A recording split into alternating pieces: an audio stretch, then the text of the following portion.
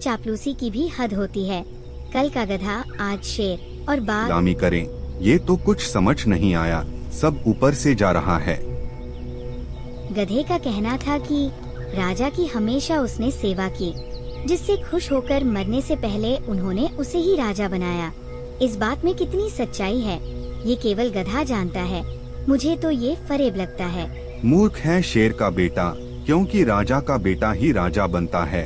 भला राजा गधे को क्यों राजा बनाएगा, जबकि उसका एक बेटा है, वो भी जिंदा। और मान लो बेटे को न बनाता तो अपने मंत्री को बना देता। शायद इसकी भी अफवाह है कि ये दोनों राजपाट कम देखते थे और मौज मस्ती ज्यादा करते थे, इसलिए राजा को इन पर यकीन नहीं हुआ। गधा हमेशा उनके साथ रहता था, वो बहला फुसलाकर राजा को अपनी तरफ कर लिया होगा। अब सच क्या है, झूठ क्या है, ये तो दो ही लोग जानते हैं, एक राजा, एक गधा। राजा तो रहा नहीं अब, ये तो राज उसके साथ चला गया और गधा पूरी सच्चाई बताने वाला नहीं। ये आम मेरा है खरगोश, तो बहसबाजी हमसे मत करो। मैंने पेड़ से इसको गिराया, इसलिए इस पर मेरा अधिकार है, तुम पीछे हट जाओ। लेकिन ये मेरे पास आकर गिरा है, इसलिए इस पर मेरा हक है। मैंने तो नहीं देखा कि तुमने इसे गिराया या ये खुद से गिरा। अगर ये तुम्हारा होता तो तुम्हारे पास होता, ना कि मेरे पास। तुम झूठ बोल रहे हो। तुमने खुद देखा कि मैं पेड़ पर चढ़ा था और आम तोड़ने के लिए डाली को जोर जोर से हिला रहा था, तो बहाने मेरे सामने मत बनाओ। यही तो मैं भी बोलना चाहता हूँ। अगर ये तुम्हारा होता तो तुम्हारे हाथ में होता और तुम्हारे पास गिरता, लेकिन ये मेरे पास आकर गिरा, इसका मतलब ये मेरा है। ठीक है, तब न तेरा न मेरा। अब ये फैसला राजा करेगा। तू ये आम लेकर राजा के पास चल, देख लेना तू ही हारेगा। हाँ, तू भी देख लेना किसका होता है। चलो। गधा अपनी गुफा के सामने आराम से बैठा था। शेर और बाघ थके हुए आराम कर रहे हैं। उसी समय बंदर और खरगोश वहाँ आ जाते हैं, लेकिन वे गधे के पास न जाकर शेर के सामने जाते हैं। शेर महाराज, मुझे इंसाफ चाहिए। मेरे साथ ना इंसाफी हुई है। अब आप ही इसका फैसला कर सकते हैं। आप जो भी निर्णय लेंगे हमें मंजूर होगा। आपका फैसला अंतिम फैसला होगा। कैसा राजा, कहाँ का राजा? तुम दोनों गलत जगह आ गए हो। मैं कोई राजा नहीं, बस एक नौकर हूँ और मेरा काम केवल बग्घी चलाना है, इसलिए मैं कोई मदद नहीं कर सकता। जिसे तुम राजा समझ रहे हो वो राजा नहीं है और न मैं मंत्री हूँ। असली राजा वहाँ बैठा है, वो गधा ही असली राजा है। उसी के पास जाओ, वही तुम्हारी मदद करेगा। गधा राजा है, ये कैसे हो गया? मुझे लगा था कि राजा शेर के जाने के बाद उनका बेटा ही राजा बनेगा। ये तो कहानी में नया मोड़ आ गया। अरे तुम दोनों कब से वहाँ क्या फुसफुसा रहे हो? तुम्हारा राजा इधर है, यहाँ आओ और बताओ क्या परेशानी है। आखिर मैं इसी काम के लिए ही तो राजा बना हूँ। हाँ राजा जी, हम आपके ही पास आ रहे थे। वो तो रास्ते में ये दिख गए, तो सोचा थोड़ा हाल चाल ले लूं। हम यहाँ एक मुसीबत लेकर आए हैं। कैसी मुसीबत? ऐसी कौन सी चीज है जो बच्चों को डरा रही है? मुझे भी बताओ, मैं तो तुरंत उसका समाधान निकाल दूंगा। इन कामों के लिए मेरे पास 2 नौकर हैं।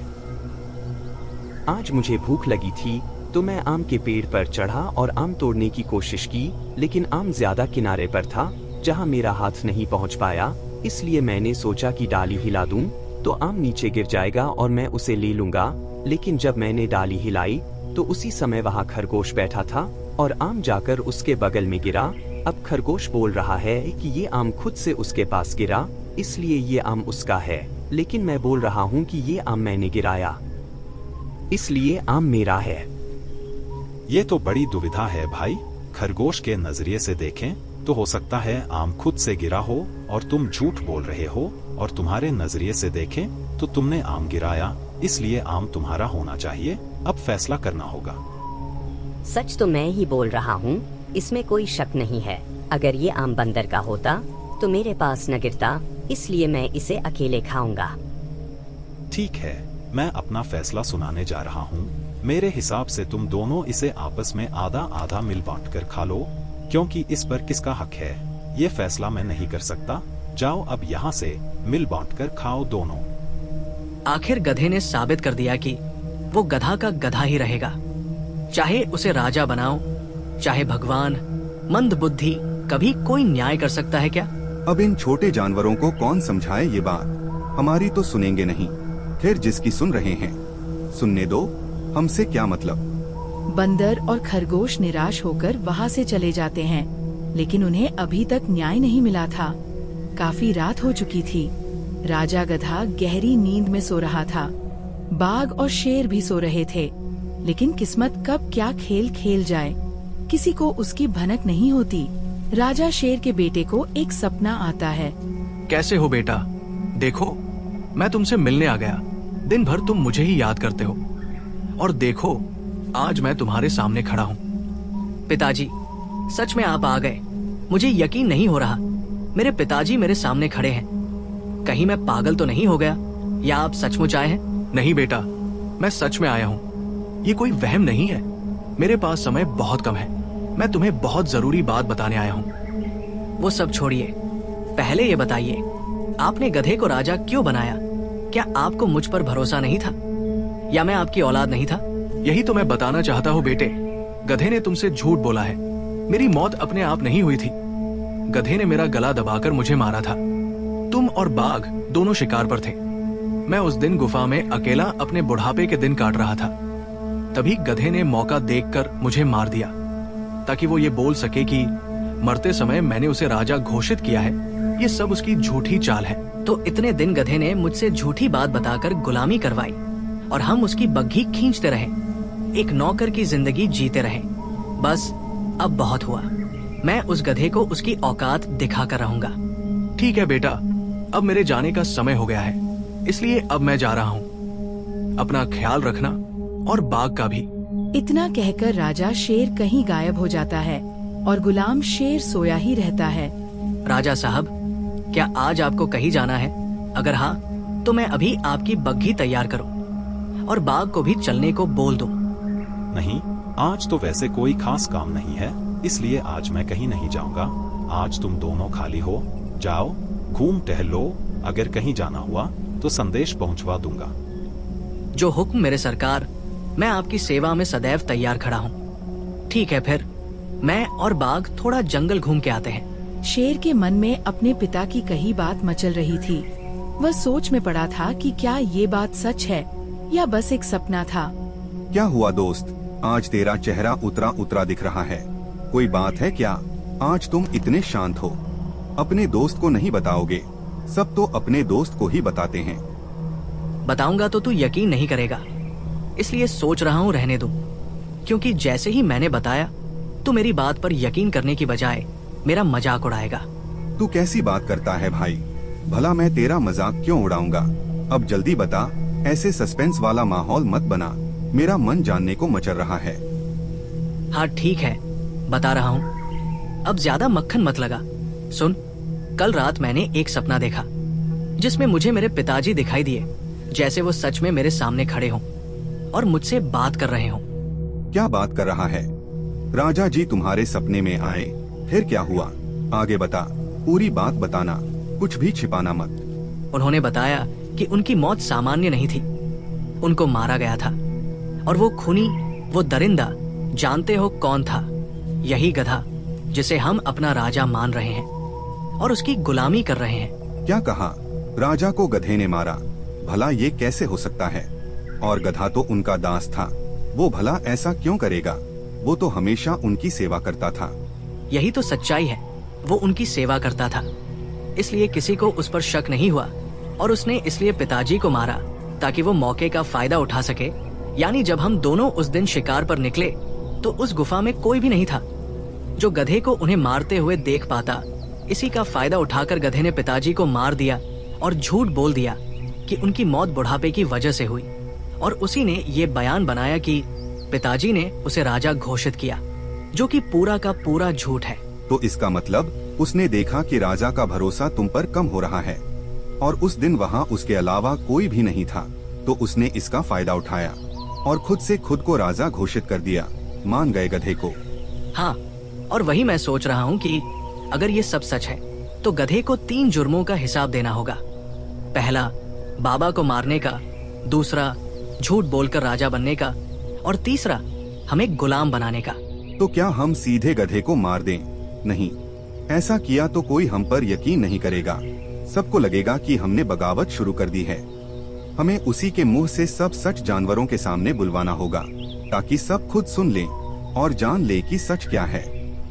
अभी अभी मुझे एक ऐसी बात याद आई है जो शायद गधे का पूरा खेल खत्म कर सकती है। अगर हमारी चाल सफल हो गई तो गधे को छूने की भी जरूरत नहीं पड़ेगी। वो खुद पूरे जंगल के सामने अपना सच बोल देगा। पहेलियां मत बुझा यार, साफ साफ बता, आखिर तेरे दिमाग में चल क्या रहा है? मैं भी जानूं कि ऐसी कौन सी चाल है जिससे इतना बड़ा धोखेबाज अपने ही मुंह से सच उगल देगा। तुझे बंदर और खरगोश वाला आम याद है? दोनों उसी एक आम के लिए लड़ते हुए गधे के पास पहुंचे थे। उस दिन गधे ने जो फैसला सुनाया था वही फैसला आज उसके गले की फांस बनने वाला है। मुझे आम वाला झगड़ा तो याद है, लेकिन उसका इस राजगद्दी से क्या लेना देना? कहीं तू उस फैसले का इस्तेमाल गधे के खिलाफ तो नहीं करने वाला? बिल्कुल, हम दोनों फिर से बंदर और खरगोश को बुलाएंगे। सबके सामने वही मामला दोबारा उठाएंगे। इस बार गधे को मजबूर करेंगे कि वो साफ साफ बताए आखिर असली हक किसका होता है। अरे अब समझ आया। अगर वो बोल देगा कि जिस चीज को पाने की मेहनत किसी ने की, हक भी उसी का है, तो फिर राजगद्दी पर भी हक तुम्हारा होगा, क्योंकि तुम राजा के बेटे हो, कोई नौकर नहीं। यही तो मेरी चाल है। उसके बाद मैं उससे सिर्फ एक सवाल पूछूंगा।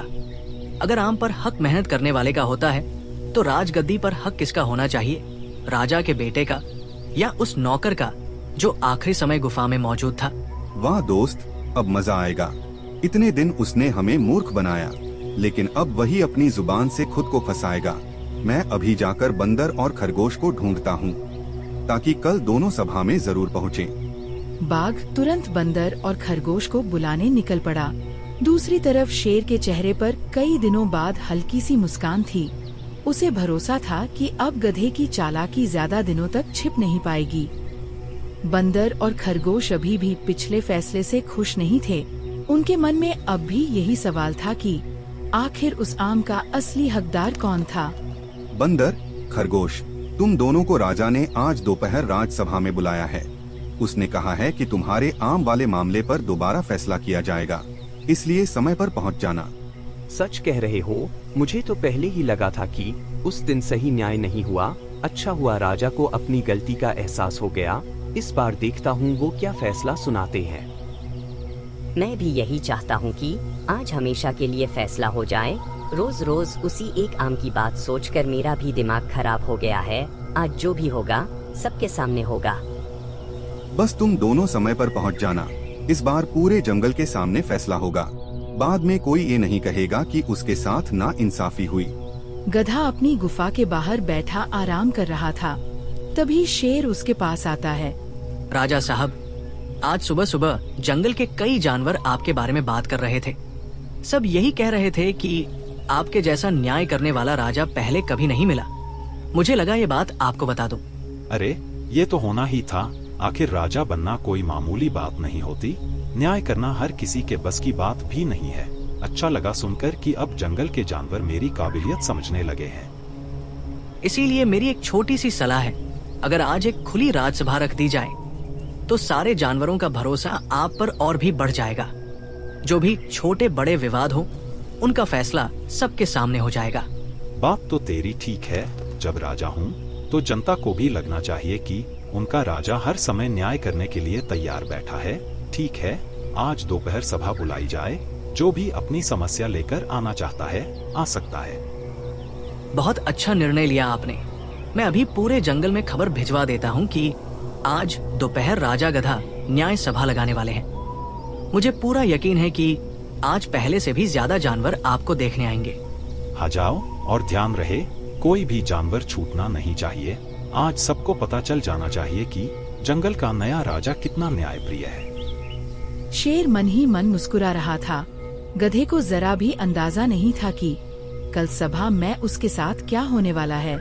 कुछ ही देर में जंगल के लगभग सभी जानवर राजसभा में इकट्ठा हो जाते हैं। लगता है आज जंगल के सारे जानवर आ गए हैं। अच्छा है, सबके सामने न्याय होगा तो सबका भरोसा भी बढ़ेगा। चलो बताओ, सबसे पहले किसका मामला सुना जाए? राजा साहब, मेरी राय है कि शुरुआत उसी आम वाले मामले से की जाए। पिछली बार दोनों आपके फैसले से पूरी तरह संतुष्ट नहीं थे, इसलिए आज सबके सामने एक बार फिर फैसला हो जाए ताकि हमेशा के लिए विवाद खत्म हो जाए। ठीक है, मुझे भी कोई आपत्ति नहीं। बंदर और खरगोश, तुम दोनों अपनी बात रखो। आज मैं ऐसा फैसला दूंगा कि दोबारा कभी इस आम को लेकर झगड़ा नहीं होगा। राजा जी, आज भी मैं वही बात दोहराऊंगा। आम मैंने गिराया था, अगर मैं डाल नहीं लाता तो आम कभी नीचे नहीं आता, इसलिए उस आम पर मेरा अधिकार होना चाहिए। लेकिन राजा जी, आम मेरे पास आकर गिरा था, मैंने तो उसे उठाया था, इसलिए मुझे लगा कि वो मेरा है। अब आप ही बताइए कि असली हक किसका बनता है। पिछली बार मैंने तुम दोनों को आधा आधा बांटकर खाने को कहा था, लेकिन आज मैं इस मामले को थोड़ा अलग तरीके से देख रहा हूँ। पहले मुझे एक बात का जवाब दो। जी राजा जी, जो पूछना हो पूछिए, मैं सच के अलावा कुछ नहीं बोलूंगा। अगर गलती मेरी होगी तो सजा भी मंजूर होगी। अगर तुम डाल न हिलाते तो क्या आम नीचे गिरता, और अगर आम नीचे नहीं गिरता तो क्या खरगोश उसे उठा पाता? सोच समझकर जवाब देना। नहीं राजा जी, अगर मैं डाल नहीं हिलाता तो आम कभी नीचे नहीं गिरता, खरगोश के पास पहुंचने का सवाल ही पैदा नहीं होता। तो फिर मेरा फैसला सुनो। आम गिराने की मेहनत बंदर ने की थी, इसलिए असली अधिकार उसी का है। सिर्फ किसी चीज के पास पहुंच जाने से उसका मालिक कोई नहीं बन जाता।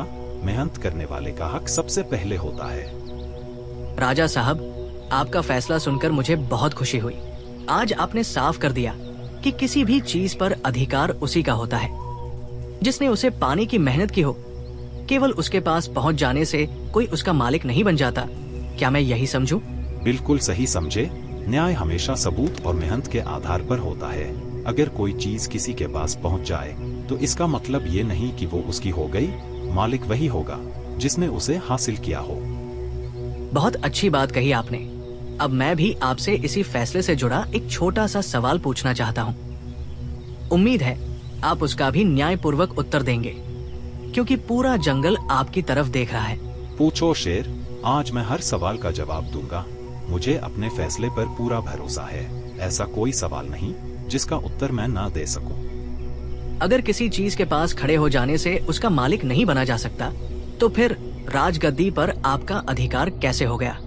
क्योंकि राजगद्दी के असली हकदार तो राजा की संतान होती है। जैसे आम पर अधिकार बंदर का था, वैसे ही राजगद्दी पर अधिकार मेरा था। फिर आप राजा कैसे बन गए? ये कैसी बात कर रहे हो? मेरी तुलना उस आम से मत करो। ये दोनों बातें बिल्कुल अलग हैं। राजा ने खुद मुझे अपना उत्तराधिकारी बनाया था, इसलिए मैं आज इस गद्दी पर बैठा हूँ। अच्छा, अगर ऐसा है तो एक बात बताइए, उस दिन गुफा में आपके अलावा और कौन था जिसने राजा का वो अंतिम आदेश अपनी आंखों से सुना हो? कोई एक गवाह बता दीजिए ताकि पूरे जंगल का भ्रम दूर हो जाए। गवाह? वहाँ कोई नहीं था। राजा अपने आखिरी समय में सिर्फ मेरे साथ थे। उन्होंने जो कहा वही मैंने पूरे जंगल को बताया। अब उसमें गवाह कहाँ से लाऊं? यही तो सबसे बड़ा सवाल है राजा साहब। जिस आम पर आपने कहा कि केवल पास गिर जाने से अधिकार नहीं मिलता, उसी तरह केवल राजा के पास मौजूद रहने से कोई राजा नहीं बन जाता। फिर पूरा जंगल आपकी बात पर बिना किसी सबूत के विश्वास क्यों करे? तुम सब लोग मेरी बात पर शक क्यों कर रहे हो? मैंने जो कुछ भी कहा राजा की आखिरी इच्छा के अनुसार कहा। अब अगर उस समय वहाँ कोई गवाह नहीं था तो इसमें मेरी क्या गलती है? हर बात का सबूत थोड़ी होता है। गवाह नहीं था, यही तो तुम्हारी सबसे बड़ी चाल थी। तुमने सोचा कि गुफा में कोई नहीं है, इसलिए जो चाहे कहानी बना दोगे और पूरा जंगल उस पर यकीन कर लेगा। लेकिन तुम एक बात भूल गए, झूठ चाहे जितना बड़ा हो, एक दिन उसका अंत जरूर होता है। बस बहुत हो गया। अब तुम अपनी हद पार कर रहे हो। मैं इस जंगल का राजा हूँ। अगर मेरे खिलाफ एक शब्द और बोला तो अभी के अभी तुम्हें जेल में डलवा दूंगा। तुम्हें मेरी ताकत का अंदाजा नहीं है। धमकी देना बंद करो गधे। अगर तुम सच बोल रहे हो तो सवालों से डर क्यों रहे हो? अभी तक तुमने एक भी ऐसी बात नहीं कही जिससे साबित हो कि राजा ने सच में तुम्हें अपना उत्तराधिकारी बनाया था। हर बार बस अपनी ही बात दोहरा रहे हो। मैं आखिरी बार पूछ रहा हूँ, अगर मेरे पिता ने सच में तुम्हें राजा बनाया था तो फिर ये बताओ कि उन्होंने ऐसा क्यों किया? उनका अपना बेटा जिंदा था, उनका मंत्री जिंदा था, फिर उन्होंने पूरे जंगल को छोड़कर एक नौकर को राजा बनाने का फैसला क्यों लिया? क्योंकि वो मुझ पर सबसे ज्यादा भरोसा करते थे। मैंने उनकी जिंदगी भर सेवा की थी, इसलिए उन्होंने मुझे चुना। यही सच है और यही सच रहेगा। कल रात मेरे पिता मेरे सपने में आए थे। उन्होंने बताया कि उनकी मौत बुढ़ापे से नहीं हुई थी, बल्कि तुमने उनका गला दबाकर उनकी हत्या की थी। उसके बाद तुमने पूरे जंगल से झूठ बोला और खुद को राजा घोषित कर दिया। चुप, बिल्कुल चुप। सपनों की बातों पर कोई यकीन नहीं करता। तुम मुझे फंसाना चाहते हो। तुम्हारे पास मेरे खिलाफ कोई सबूत नहीं है। जब तक सबूत नहीं, तब तक कोई मेरा कुछ नहीं बिगाड़ सकता। सही कहा तुमने, मेरे पास सबूत नहीं है। अगर तू इतना ही सच्चा है तो मेरी आंखों में देखकर बोल कि तूने मेरे पिता को हाथ तक नहीं लगाया। तू कसम खाकर बोल कि राजा की मौत बुढ़ापे से हुई थी। मैं क्यों खाऊं कसम? मुझे किसी को कुछ साबित करने की जरूरत नहीं है। मैं राजा हूँ। मेरी बात ही सबसे बड़ा सबूत है। यही तो बात है। सच बोलने वाला कभी कसम खाने से नहीं डरता, लेकिन तू डर रहा है क्योंकि तुझे पता है कि झूठ ज्यादा देर तक टिक नहीं सकता। राजा जी, पहले आपने कहा था कि न्याय सबूत और सच के आधार पर होता है।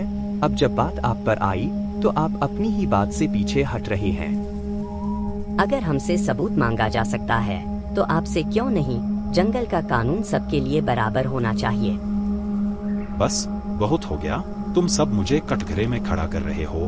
हाँ, मैंने ही मारा था उस बूढ़े शेर को। नहीं मारता तो जिंदगी भर उसका नौकर बना रहता। मैंने ही कहा था कि उसने मुझे राजा बनाया है। अब जो करना है कर लो। गधे के मुंह से सच निकलते ही पूरी सभा में सन्नाटा छा गया। कोई भी जानवर ये विश्वास नहीं कर पा रहा था कि जिस राजा के सामने वो सिर झुकाते थे वही अपने मालिक का हत्यारा निकला। धिक्कार है तुम पर गधे। जिस राजा ने तुम पर भरोसा किया, उसी का गला दबाकर तुमने उसकी जान ले ली। फिर पूरे जंगल से झूठ बोलकर खुद राजा बन बैठे। आज समझ आया कि इतने दिनों से न्याय भी क्यों मर चुका था। मैं तो तुम्हें सबसे ईमानदार राजा समझता था, लेकिन तुम तो सबसे बड़े धोखेबाज निकले। जिसने अपने मालिक का नहीं हुआ, वो पूरे जंगल का क्या होगा? आज तुम्हारी असलियत सबके सामने आ गई। गधे, आज से तेरी गुलामी खत्म नहीं, बल्कि तेरी बादशाहत खत्म हो गई। इतने दिन तूने हमसे बग्घी खिंचवाई, हमारा अपमान किया और हमें नौकर बनाकर रखा। अब तेरे हर जुर्म का हिसाब होगा। नहीं, मुझसे गलती हो गई। मुझसे लालच में ये सब हो गया। मुझे एक मौका दे दो। मैं फिर कभी ऐसा नहीं करूँगा। मैं राजगद्दी छोड़ने को तैयार हूँ। बस मुझे माफ कर दो।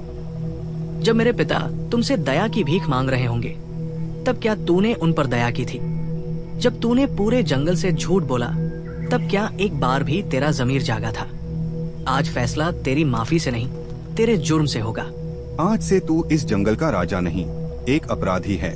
तुझे राजा की हत्या, झूठ बोलकर राजगद्दी हथियाने और पूरे जंगल को धोखा देने के अपराध में उम्र कैद की सजा दी जाती है। यही तेरे हर जुर्म की सजा होगी। मैं हार गया। मेरे लालच ने ही मेरी जिंदगी बर्बाद कर दी। काश उस दिन मैंने राजगद्दी का सपना न देखा होता। आज सब कुछ मेरे हाथ से चला गया। आज मेरे पिता की आत्मा को शांति मिल गई होगी। मैं वादा करता हूँ कि अब इस